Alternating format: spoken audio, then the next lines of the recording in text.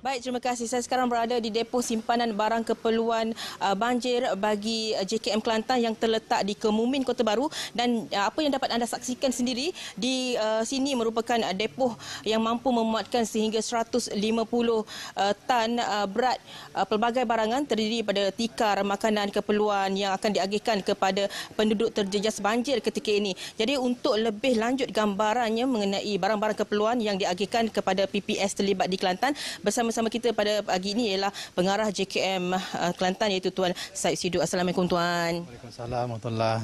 Okey Tuan, berapa banyak sebenarnya dibelanjakan oleh JKM setakat ini untuk membeli barang-barang keperluan ataupun mengagihkan barang-barang keperluan ini ke Pengkalan Hadapan di Kelantan?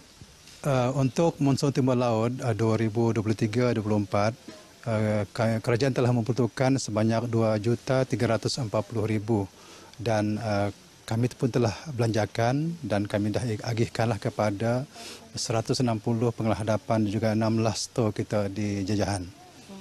Jadi bantuan-bantuan makanan ni untuk berapa ramai dianggarkan tu Tuan penduduk yang terlibat? Yang kita edarkan itu lebih kurang 30,000 lah kepada mangsa yang terlibat. Dan adakah barang-barang tersebut telah dihantar ke pusat pemindahan yang terlibat?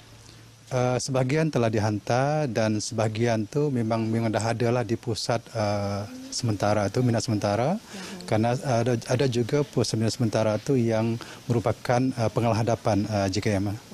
Jadi sekiranya barang-barang ini tidak mencukupi dan sekiranya berlakunya pertambahan jumlah penduduk yang terjejas banjir ke pusat pemindahan banjir, apa tindakan seterusnya oleh JKM? Adakah dengan membelinya daripada pihak-pihak tertentu? Okey, di Kelantan kita ada 70 pembekal besar seperti Maidin, Pantai Timur dan pelbagai lagi lah Pesaraya. Dan sekiranya lah bekalan yang kita perolehi pada tahun ini tidak mencukupi, JKM akan memohon tambahan lah melalui pembelian darurat di bawah arahan perbendaharaan 173.2.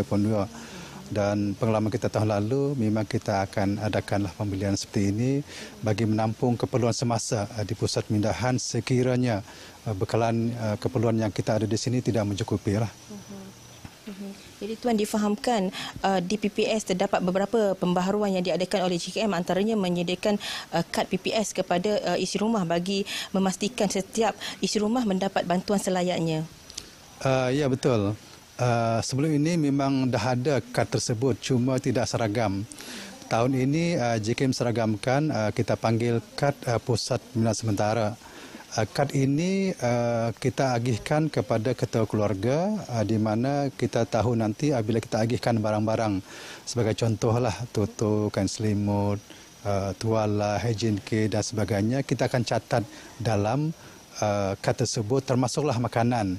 Ini adalah untuk mengelakkan supaya semua mangsa yang berada di pusat pemindahan mendapat keperluan yang sepatutnya. Untuk mengelakkan juga berlaku mungkin berlebihan ataupun 2 kali diterima ataupun ada yang tak dapat. Jadi bila ada kad PPS ni kami boleh kawal dari segi keperluan itulah. Okey.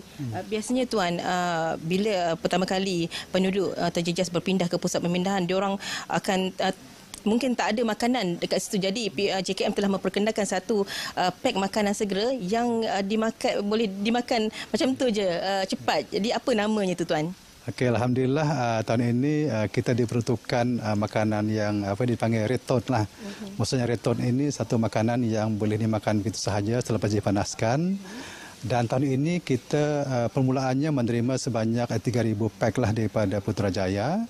Dan lepas tu kita membuat perolehan sebanyak 19,000 lagi dan insyaAllah pada 24 hari bulan ini tambahan 5,000 lagi lah yang akan diedar oleh Ibu Pejabat ke JKM Kelantan. Dan keseluruhannya yang kita terima dalam hujung minggu ini lebih kurang dalam 24,000 lah retot lah, food lah yang akan kita agihkan kepada semua PPS lah.